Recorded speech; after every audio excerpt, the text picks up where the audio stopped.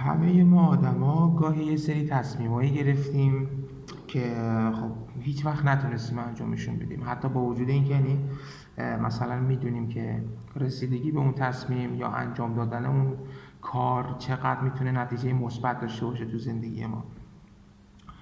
آخه موضوع اصلی اینجاست، یعنی هممون همیشه منتظر یک لحظه خیلی خاصیم، یعنی یک لحظه‌ای که بگیم خب الان دیگه همه چی آماده است، پس الان وقتشه که من شروع بکنم.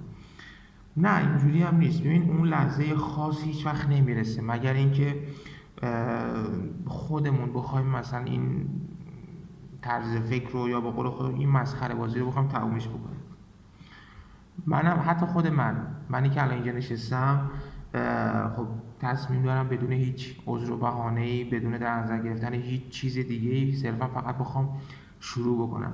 البته خب این بار اولم هم نیست، شاید بگم دفعه سوم یا چهارمی که دارم این کارو میکنم و خب هر بارم به یک دلیل و به یک بهانه‌ای، یعنی اون تصمیمی که داشتم به سرانجام نرسیده.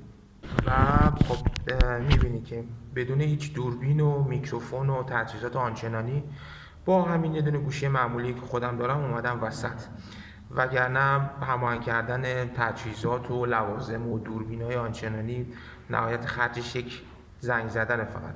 پس اگه الان اینجا فقط میخوام به خودم و خودت ثابت کنم که حتی توی ساده ترین حالت ممکنم میشه و میخوام اینو ثابت کنم به هر دو تامون. حالا امیدوارم که بتونیم بیشتر هم دیگر رو ببینیم.